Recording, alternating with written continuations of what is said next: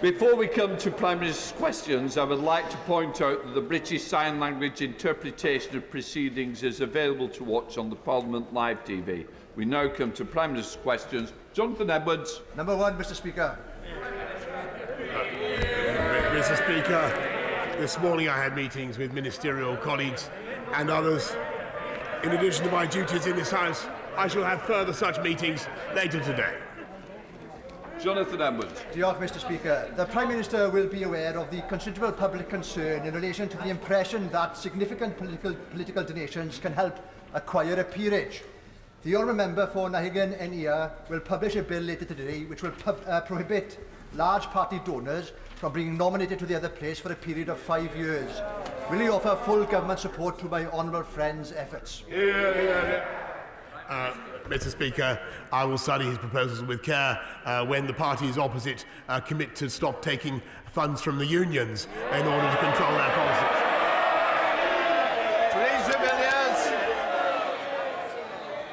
Mr. Speaker, during a recent visit to Barnet Hospital, I was told that A&E there is routinely seeing twice the number of people for which it was designed.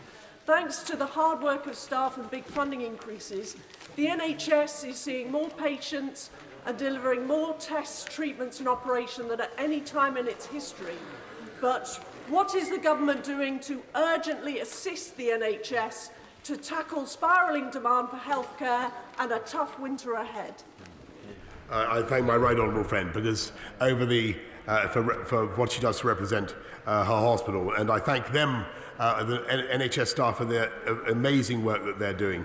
We're supporting them by recruiting, as she knows, 50,000 more nurses, putting another £4.5 billion into the NHS over the rest of this financial year. And the best thing we can do to protect our NHS over this winter is everybody to come forward and get their booster vaccination.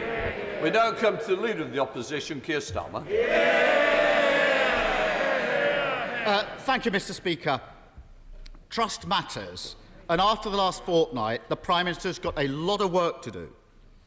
A central plank in this government's promise to the north of England is a Crossrail of the North, with at least an entirely new high-speed rail line between Manchester and Leeds. A Crossrail for the north, an entirely new line. That is the promise. It's already been made. So I don't want the Prime Minister fobbing off the House about waiting till tomorrow. He can say today, will he stick by that promise, yes or no? Yeah. Prime Minister. He should wait and see what is going to be announced tomorrow, because we will produce a fantastic integrated rail plan. I'm not going to spoil it for them, Mr. Speaker. Why would I? We're going to produce a fantastic... Order. I expect the front bench to behave better than what it is doing at the moment. If you don't want to listen to the answer, let me know now. I do, and I cannot hear when you all shout together. We want better politics. I expect better politics from both sides. Let's show a little bit more decorum than we're seeing at the moment. Prime Minister. Mr. Speaker, when we produce our integrated rail plan tomorrow, people across the House and across the country will see what we are doing to cut journey times, to make life easier and better for people in the North East, in the North West, in the Midlands, across the whole of the north of the country. Mr. Speaker, with the biggest programme of investment in rail for a century, Mr. Speaker, for a century. And what we are doing, Mr. Speaker, is we are giving people in those communities the same access to commuter-type services that people in the southeast of this country have felt entitled to for more than a century. And that is going to be levelling up across the whole of the UK, Mr. Speaker. Keir Starmer.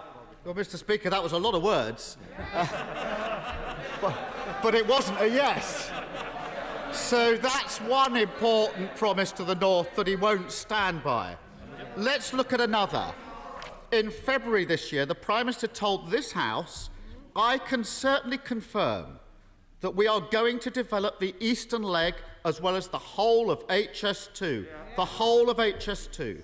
A new high-speed line running continuously, no gaps, between Birmingham and Leeds. So will the Prime Minister confirm that he stands by that promise? Prime Minister. I'm afraid the right honourable gentleman is in danger of getting hoist on his own petard, Mr. Speaker. He needs to wait and see what we announce tomorrow, because I think he will find that the people of the North East, of the North West, the people of Leeds, the people of Nottingham, the people of Sheffield, and the people of the whole of the North West and the North East of this country will benefit massively from what we are going to announce. Keir Starmer. Again, Mr. Speaker, a lot of words, but not a yes. So that's two important promises to the North that he won't stand by. No wonder trust in the Prime Minister is at an all-time low.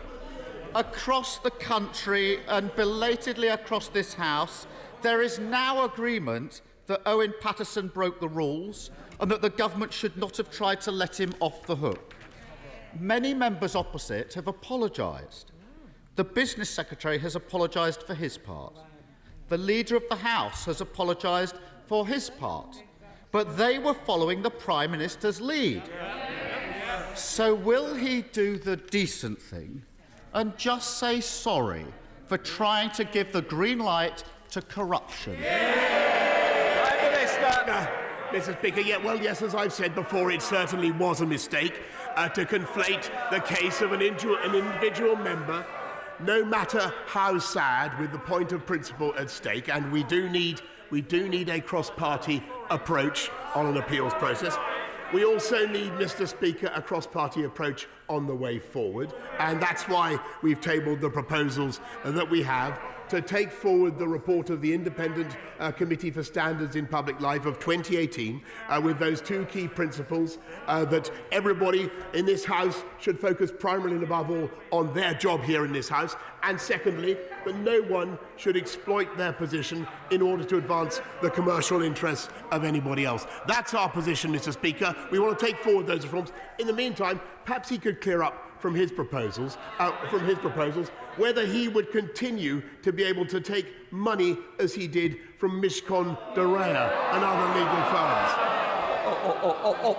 Order. Prime Minister. As you know, and I do remind you, it's Prime Minister's questions, not Leader of the Opposition's questions. Keir Starmer. That's not an apology. Everybody else has apologised for him, but he won't apologise for himself. A coward, not a leader.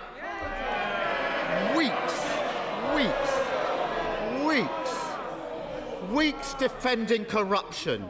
Yesterday, a screeching last-minute U-turn to avoid defeat on Labour's plan to ban MPs from dodgy second contracts. But waving one white flag won't be enough to restore trust. And there are plenty of opposition days to come. And we will not let the Prime Minister water down the proposals or pretend that it's job done. We still haven't shut the door on the revolving door where ministers are regulating a company 1 minute and working for them the next. There are plenty of cases that still stain this House. There are two simple steps to sorting it out: proper independence and powers for the Business Appointments Committee and banning these job swaps. Will the Prime Minister take those steps? Prime Minister. Mr. Speaker, I've called, as you know, and indeed you have called, Mr. Speaker, for a cross-party approach to this. And what I think we need, to do is to work together on the basis of the independent report by the Committee of Standards in Public Life to take things forward and indeed to address the appeals process. But what I think everybody can see, Mr. Speaker, is that in a classic lawyerly way, the right honourable gentleman is now trying to prosecute others for exactly the course of action that he took himself. And what I think the nation wants to know, because his register is incomplete, who paid Mishcon de Rea and who paid the 25,000? Who's paying him for his... Just a minute. Prime Minister, I don't want to fall out about it. I've made it very clear. It is Prime Minister's questions. It's not for the opposition to answer your question. Whether we like it or not, those are the rules of the game that we're all into, and we play by the rules, don't we? And we respect this House, so let's respect the House. Keir Starmer. Mr. Speaker, that newfound commitment to upholding standards didn't last long. Mr. Speaker, here's the difference. When somebody in my party misbehaves, I kick them out. When somebody... Order. Mr. Clark. Where's Rob Mr. Clark. And I don't think... Look, this is not good. We lost a dear friend. I want to show that this House has learnt from it. I don't want each other to be shouted down. I want questions to be respected. I expect the public to actually be able to hear the questions and the answers, because I'm struggling in this chair. I need no more. Keir Starmer.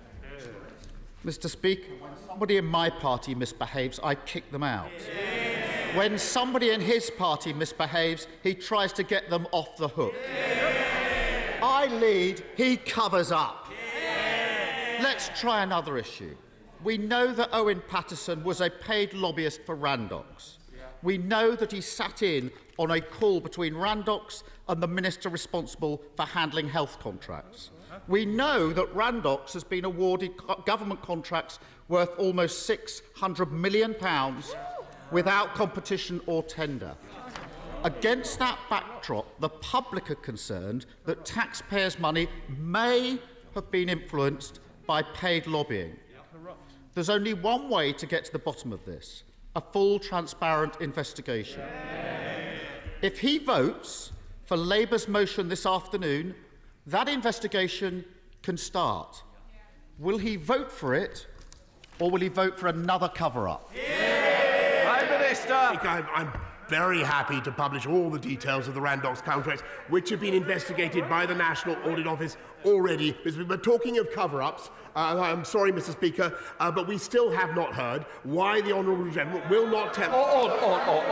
Prime Minister, sit down. Prime Minister, I'm not going to be challenged. You may be the Prime Minister of this country, but in this House, I'm in charge, and we're going to carry on. End of that. Keir Starmer. Mr. Speaker, I think the Prime Minister just said he's happy to publish all the Randox papers in relation to these contracts, so we'll take that and we'll pursue it. And I remind the Prime Minister, when I was Director of Public Prosecutions, I prosecuted MPs who broke the rules. He has been investigated by every organisation he's ever been elected to. That's the difference. Billions of pounds of taxpayers' money handed to their mates and donors.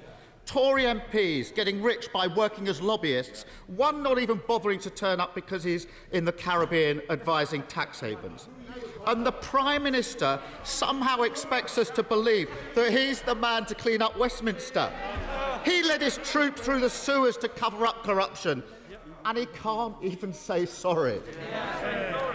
The truth is that beneath the bluster, he still thinks it's one rule for him and another for his mates. At the same time as his government are engulfed in sleaze, they're rowing back on the promises they made to the North. And it's working people who are paying the price.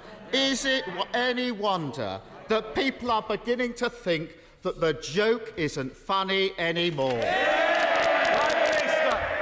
Mr. Speaker, it is plain from listening to the right honourable gentleman that he seeks to criticise this government while refusing to explain his own position. And you've ruled on that, Mr. Speaker. You've ruled on that, Mr. Speaker, and I hear you. But his own misconduct, Mr. Speaker, is absolutely clear to everybody. His own misconduct is absolutely clear. And meantime, Mr. Speaker, we will get on a cross-party basis. We will get on a cross-party basis with taking forward the business that I've outlined, and we will get on with the business of this government, which is leading the country out of the pandemic. Prime Minister, I'm struggling to hear, and if it's correct what I've said, it was about Leader of the Opposition and misconduct. We can't or cannot accuse somebody of misconduct. Now, I may, and just before the Leader of the House gives me an answer, all I'm trying to say, I cannot hear. If it was said, I want it withdrawn. If it wasn't, I will accept it. I'm just a moment. Prime Minister, I can't. Mr. High Speaker, I referred to the right honourable gentleman's misconduct, because that is what he is guilty of. That is what he is guilty of.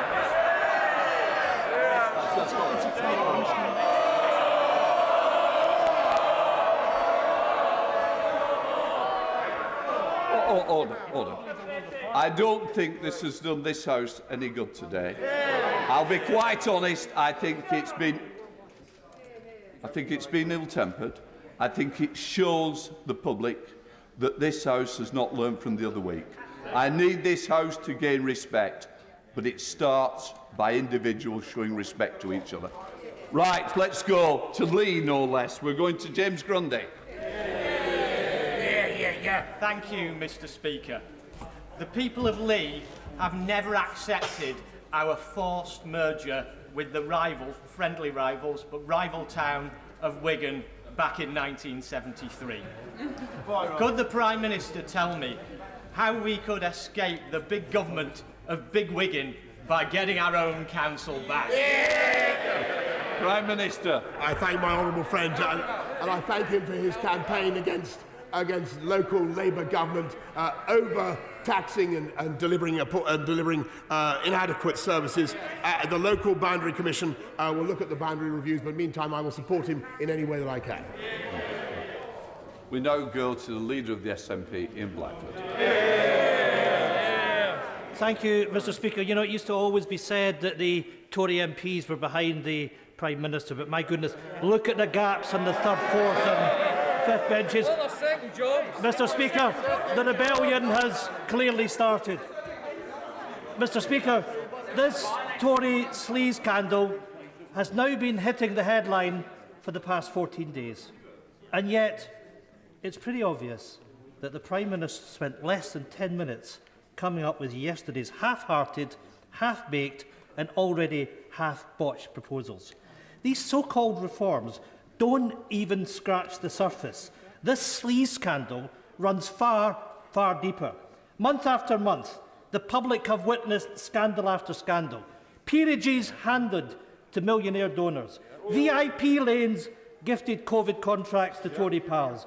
Dodgy donations for luxury holidays and home renovations. The Prime Minister and his government have been up to their necks in sleaze. Can the Prime Minister tell us exactly which one of these scandals his proposals would have stopped? Minister.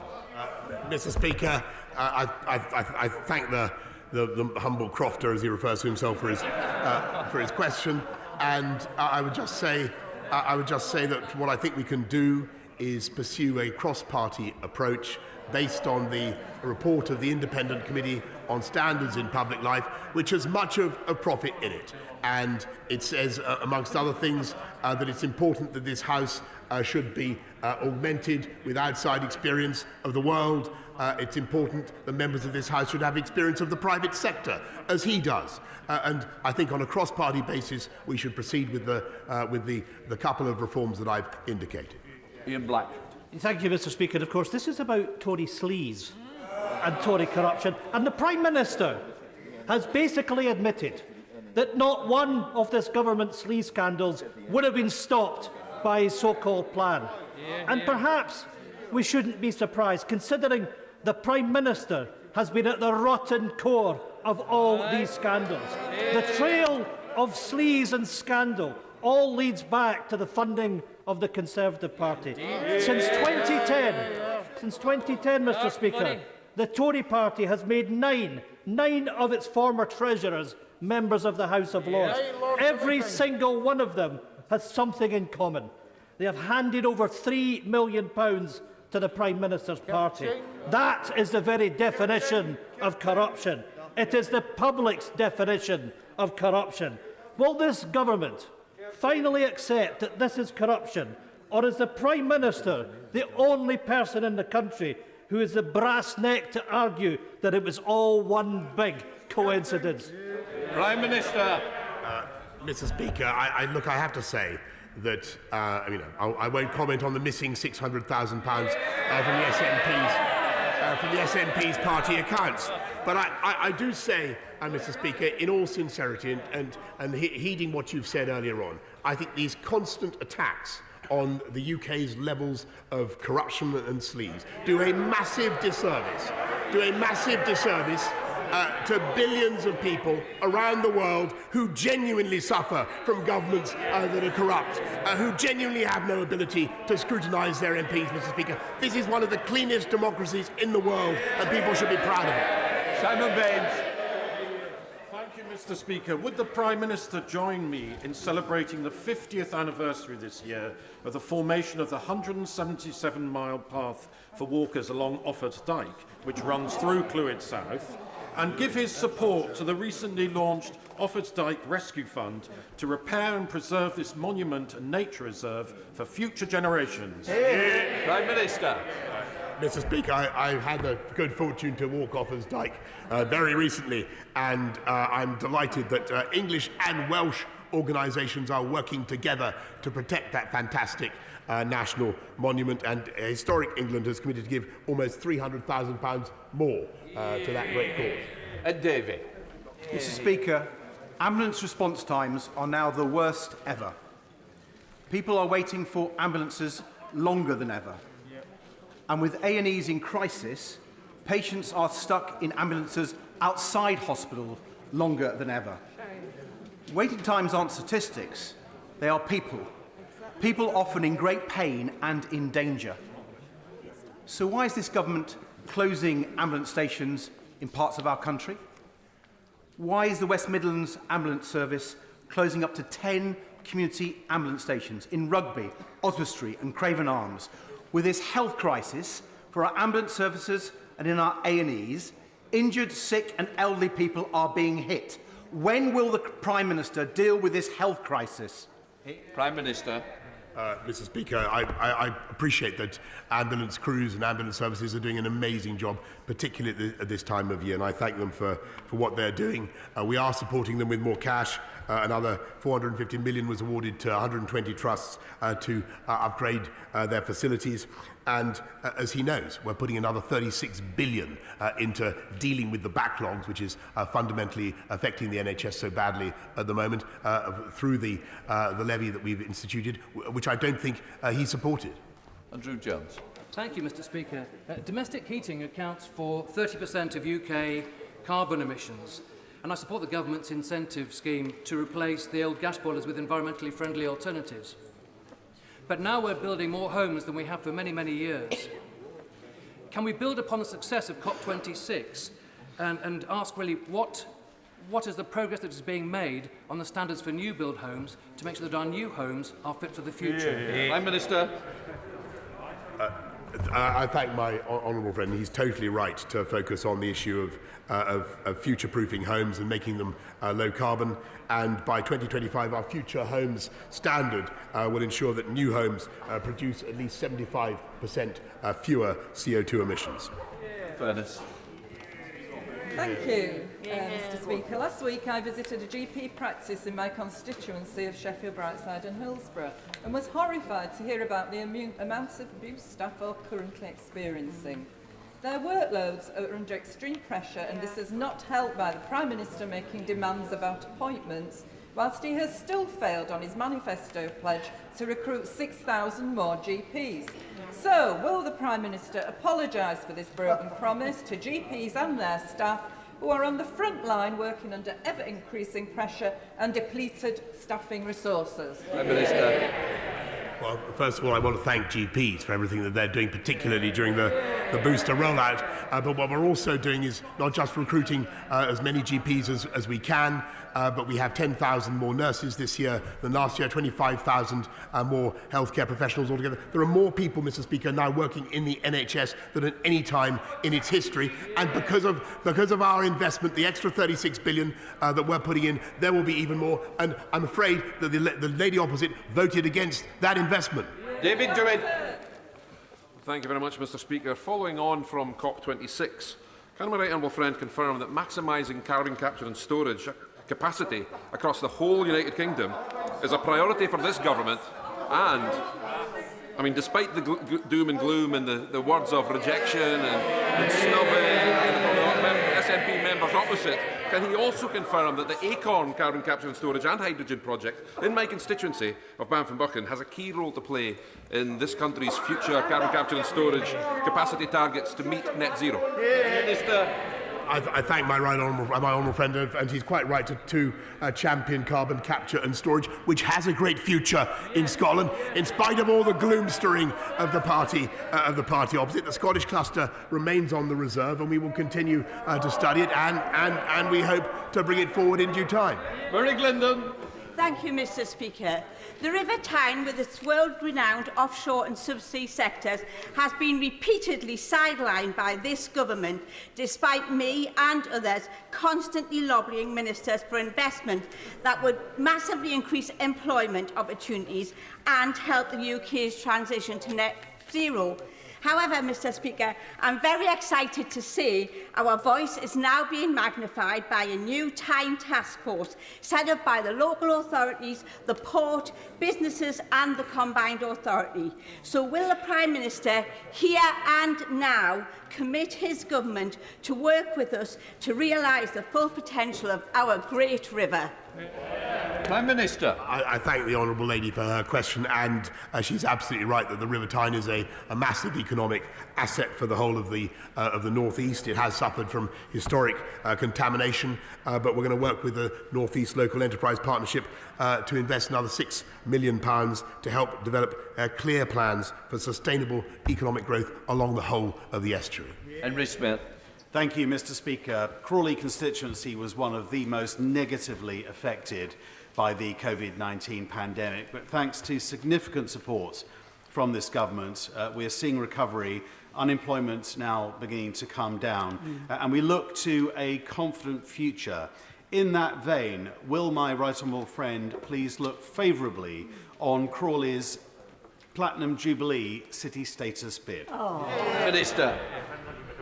Well, I'm very grateful to my honourable friend. I wasn't aware until today that Crawley was bidding to become a city, but I will look at it. I will look at it very carefully, Mr. Speaker, and I'm sure there is an excellent case in there somewhere.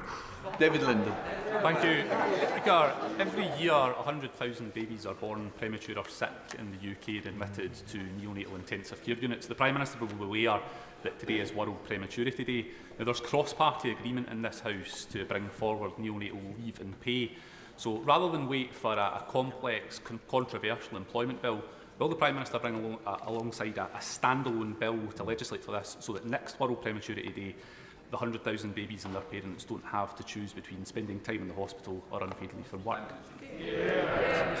I thank the honourable gentleman. I know he's a passionate campaigner in this area, and one way or another, and I'll get back to him on the exact way, Mr. Speaker, we will legislate to allow parents of children in neonatal care to take extended leave, giving them more time during the most vulnerable and stressful days of their lives. Chris Clarkson.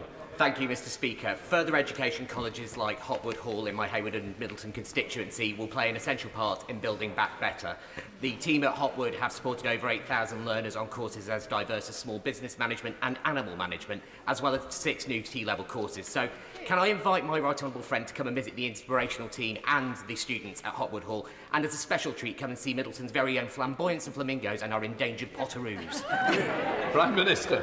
I thank him for his kind invitation. I'll certainly keep it in mind, and the government is absolutely committed to reforming technical education through new T-levels, and that's why we're investing a further 65 million to develop teacher retention and support and recruitment for teachers in FE. As for the potoroos in his area, I will bear that. Are they wild, Mr. Speaker? I will do my utmost to come and inspect them. Rebecca Longbedley. Thank you, Mr. Speaker. My constituent Laura told me that Remembrance Sunday hurts.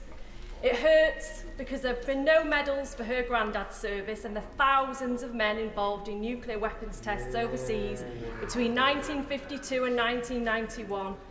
It hurts because studies of such veterans have shown increased miscarriages, increased birth defects, and the same rate of genetic damage as clean-up workers at Chernobyl. And it hurts because the UK is the only nuclear power on Earth who has denied recognition. So I ask the Prime Minister, will he recognise nuclear testing veterans today and agree to meet them? The Leader of the Opposition has. Prime Minister.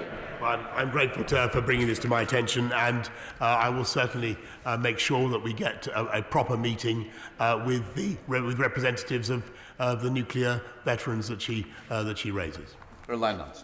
Thank you, Mr. Speaker.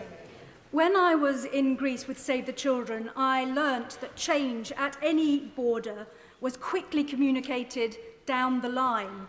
If migrants and asylum seekers knew that they would be directly returned to France or taken to a third country pending application, if they knew this, would they risk a dangerous and illegal crossing and make their way to France in the first place? Can I ask my right honourable friend what further measures are being considered? Because this is an issue of great concern in Eastbourne, along the coast, along the country, and I'm anxious to be able to reassure my constituents that there are plans ahead. Prime Minister. I thank her very much, and she has much relevant experience in her work for Save the Children in Greece. Our only credible way of fixing this, Mr. Speaker, is with our new plan for immigration, and that will be made possible with our new Nationality and Borders Bill, which will make it possible for us to distinguish at last between those who come here legally and those who come here illegally, Mr. Speaker. And I hope very much that it will command the support of the whole House. Thank you, Mr. Speaker.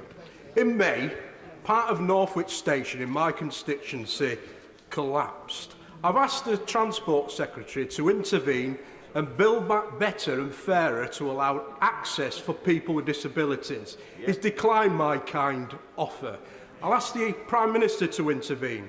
No bluster, substance, build back better and fairer, Northwich Station, it's in the north of England. Thank you. Prime Minister. Well, I'm tempted to invite the honourable gentleman to wait and see what we do for rail funding tomorrow, but I will certainly look at what he has to say about Northwich Station with keen interest.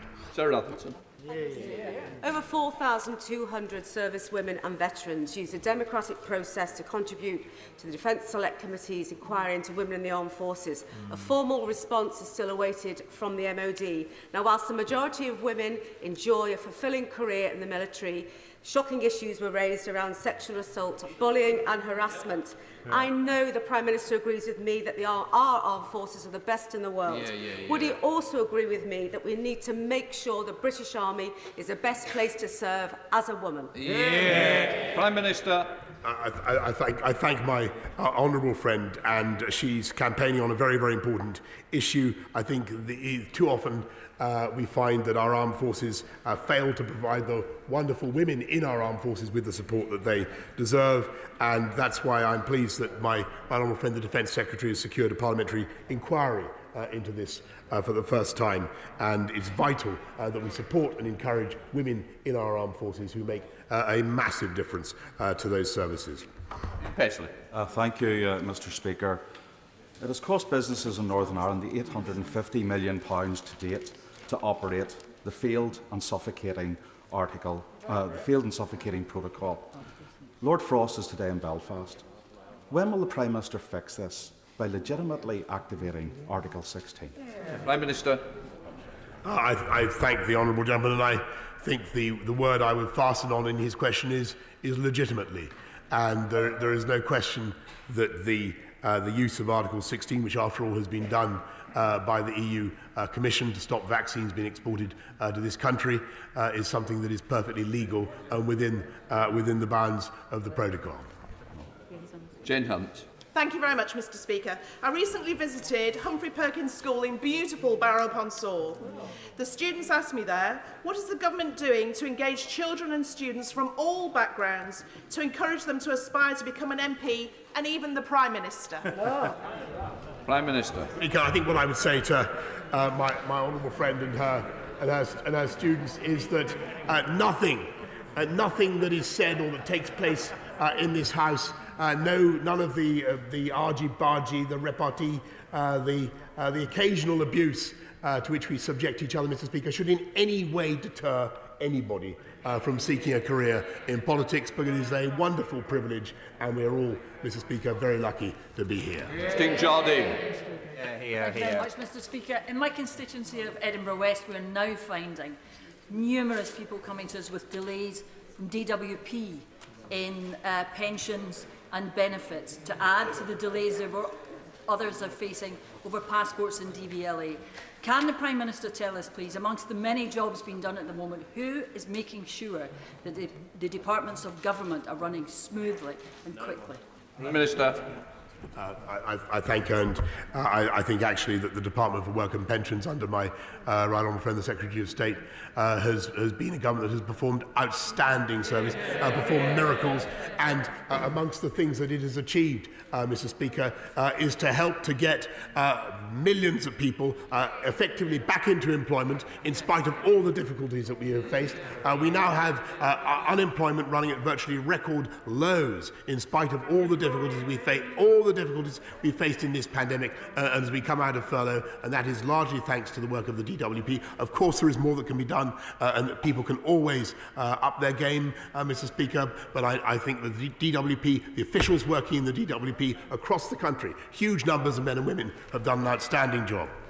Final question, Jake Murray. Mr. Speaker, in July 2019, I was in Manchester when the Prime Minister committed to build a new line, Northern Powerhouse Rail, between Manchester and Leeds. It was a commitment reaffirmed in our manifesto in November 2019 and last month reaffirmed in the Prime Minister's conference speech in Manchester. Were the voters of the North right to take the Prime Minister at his word? Prime Minister. Yes, Mr. Speaker, but they should wait and see what is unveiled tomorrow, where, Mr. Speaker, he may learn something to his advantage.